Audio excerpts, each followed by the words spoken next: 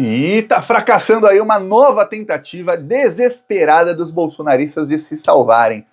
Muitos deputados bolsonaristas estão com medo aí, porque no final do ano devem ser feitas várias denúncias contra esses deputados ao Supremo Tribunal Federal pelo Procurador-Geral da República. Então eles começaram a acelerar uma série de projetos aí que prevêem anistia a eles mesmos pela tentativa de golpe de Estado. Eu vou te falar, quando a extrema-direita começa a entrar em parafuso, é porque eles têm informações que a gente não tem, que não saem na imprensa, de que a coisa está piorando.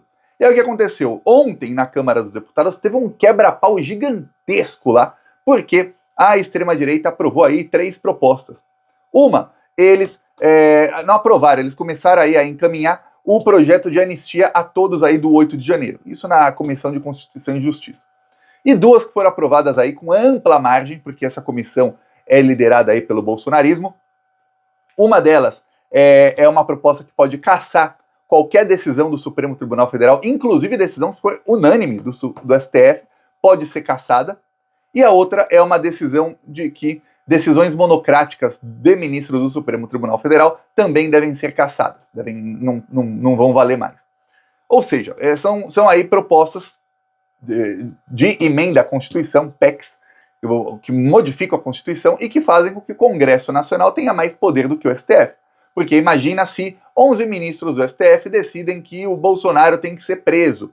Aí, 11, hein? No caso, não estou nem falando, mas tem 2 que são bolsonaristas. Imagina se forem 11. O Congresso Nacional diz, não, isso vai contra aí a Constituição, nós vamos cassar essa decisão, Bolsonaro vai solto. Imagina. Ou imagina se um ministro do STF toma uma decisão, e qualquer decisão, dou um exemplo, o Flávio Dino negou um habeas corpus para o Frederic Wassef. Ele, monocraticamente, não mandou a plenário. Ele sabia, se mandasse a plenária ia ser 10-0, então não precisava. Aí o que acontece? 10-0 porque o Alexandre não vota. Imagina o Congresso Nacional diz, não tá valendo não. Vamos dar o habeas corpus para o Wassef, sim, porque o Flávio Dino não tem poder para isso. É isso. Essas são as propostas aí que querem os bolsonaristas e que aprovaram 2 delas na Comissão de Constituição e Justiça. O que acontece é o seguinte, eles acham que eles vão tentar anistia para si mesmos e que eles vão tentar aí peitar o STF e que os ministros do STF vão ficar quietinhos.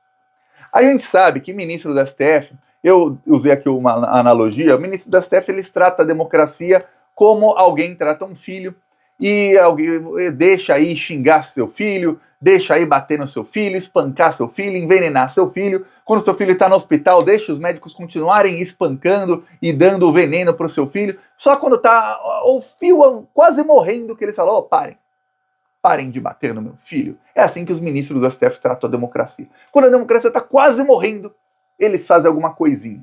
E aí quando a democracia está ali já andando com muletas, assim, seu filho está andando com muletas, fala, não, tá liberado, pode espancar, envenenar, bater, fazer o que quiser de novo com ele.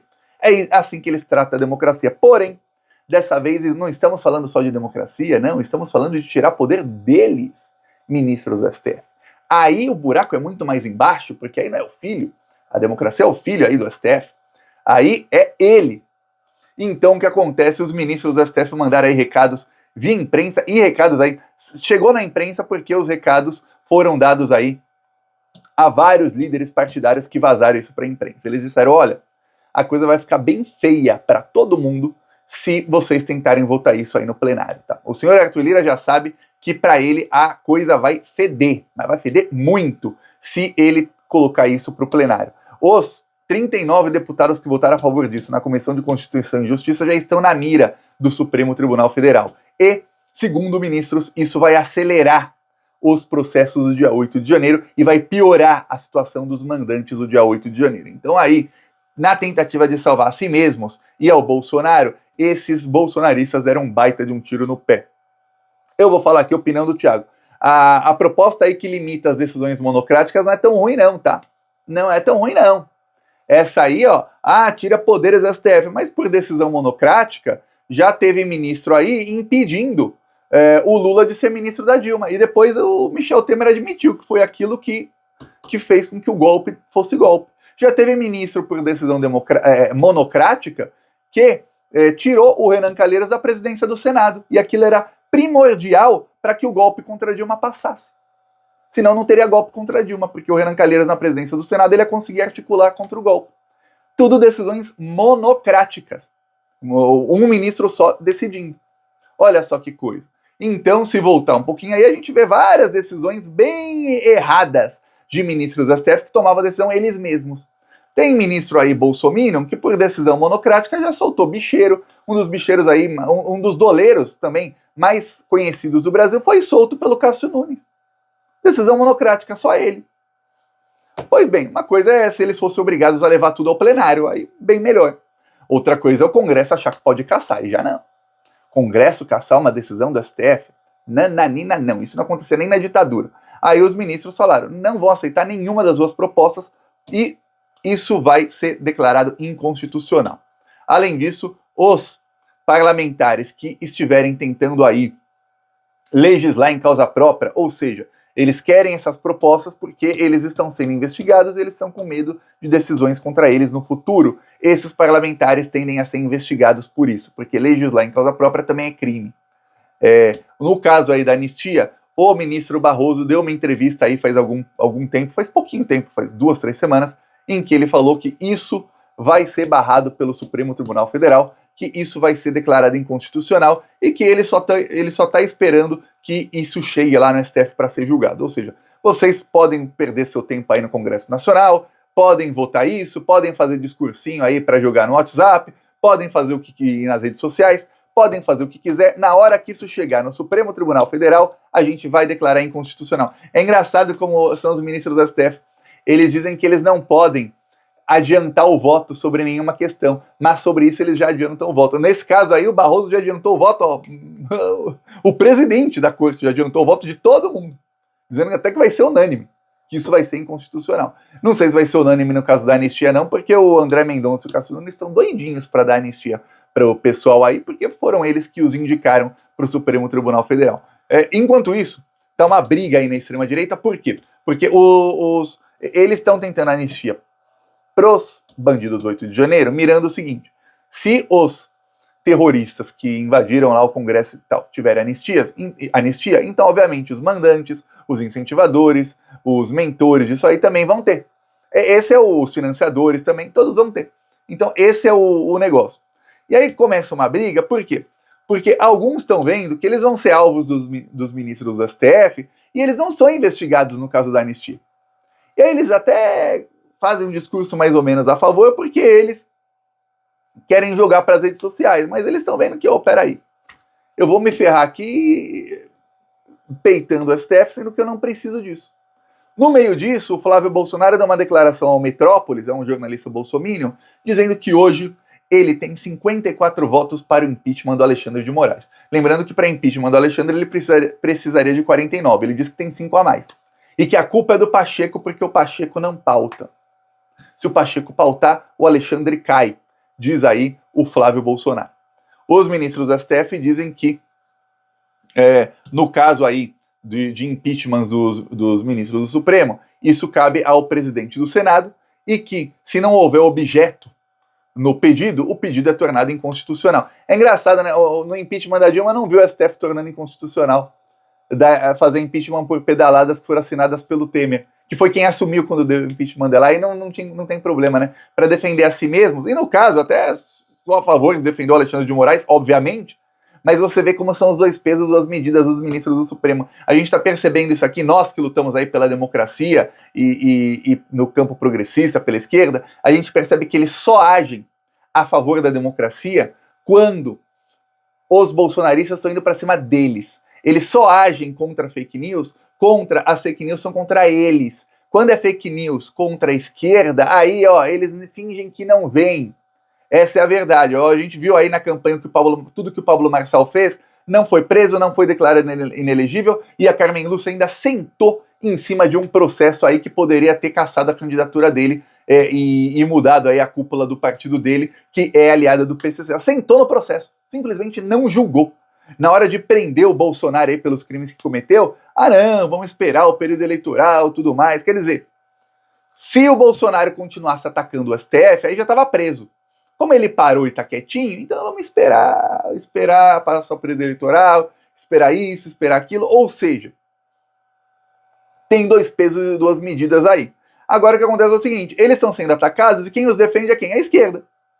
A esquerda que fica contra a extrema-direita ali na linha de frente, defendendo os ministros do STF. Aí diz o seguinte, os ministros sobre essa PEC aí. As PECs que limitam poderes do Supremo Tribunal Federal, essas PECs são inconstitucionais porque só quem pode encaminhar ao Congresso Nacional um projeto que muda regras do Poder Judiciário é o próprio Poder Judiciário, ou seja, o Poder Judiciário é que pode se autorreformar.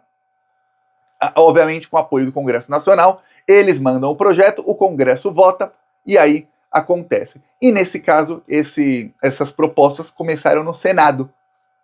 Pelo fato de terem começado no Senado, elas são inconstitucionais. Então eles já têm até qual é a base jurídica para falar o seguinte, ó, propostas são aí inconstitucionais, não tem como aí vocês limitarem as decisões monocráticas e não tem como aí vocês limitarem os votos dos ministros do Supremo. Caçar voto de ministros do Supremo é uma coisa que isso é de ditadura.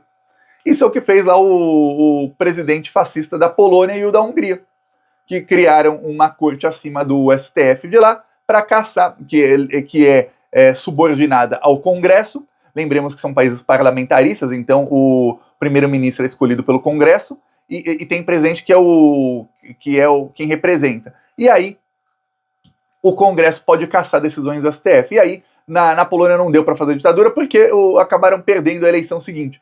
Aí ficou o presidente de extrema-direita e o primeiro-ministro, lá só tem direita, né? De direita, mas não golpista. Mas na Hungria deu tempo lá de dar golpe. E deram golpe lá, a imprensa não chama de ditador, mas é um ditador na Hungria. Em Israel, quase a mesma coisa também, tá?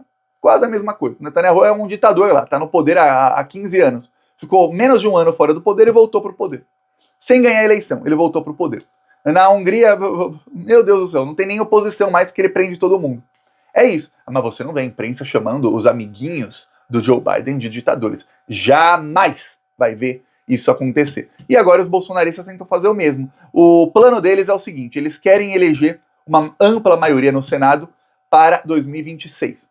Em 2026, 2/3 do Senado vão se renovar. E eles viram o seguinte, a esquerda não tem nome para ganhar em São Paulo, a esquerda não tem nome para ganhar no Rio de Janeiro, a esquerda não tem nome no Paraná, a esquerda não tem nome em Santa Catarina, a esquerda não tem nome no Rio Grande do Sul. Eu falei aqui 5 estados. A esquerda não tem nome em Minas Gerais, a esquerda não tem nome para o Senado em 6 estados. Quer dizer, nesses 6 estados, eles querem eleger 12 bolsonaristas.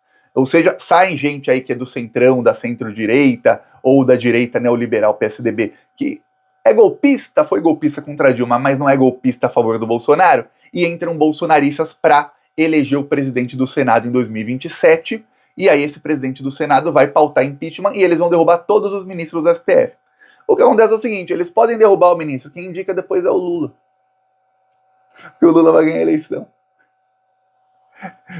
Mas aí o Lula indica, eles como senadores, o que eles querem é o seguinte, é causar um problema institucional. Imagina você, se os bolsonaristas conseguem a tal maioria no Senado que eles querem, conseguem o presidente do Senado ali, que eles querem eleger, e aí eles fazem o impeachment de todos os ministros que não são bolsonaristas. Tá. Aí o Lula indica novos ministros. Aí quem vota? O Senado. Aí o Senado vota contra, ou nem pauta, não vota. Aí o STF fica sem ministros. É isso que eles querem, caçar os ministros todos do STF. Caçar todo mundo que não for bolsominion. Dar um golpe ali usando o poder legislativo. A coisa vai ficar bem, vai pegar fogo o Brasil em 2026. Se o pessoal aí, principalmente do PT, não abrir o olho para 2026 nas candidaturas ao Senado, em 2027 o Brasil vai pegar fogo, mesmo o Lula ganhando a eleição, tá? Mesmo o Lula ganhando a eleição, vai pegar fogo, vai ser um pega pra capar entre ministros do STF e Congresso Nacional. O que está acontecendo é o seguinte, os ministros do STF já estão vislumbrando isso, então eles já perceberam que eles têm que fazer ir para cima desses bolsonaristas e condená-los o quanto antes. O fato é que para condená-los falta o senhor Gonê fazer a denúncia. Ele tem que fazer a denúncia para que comecem aí os julgamentos. O primeiro que tem que ser condenado é o chefão da quadrilha, para dar exemplo.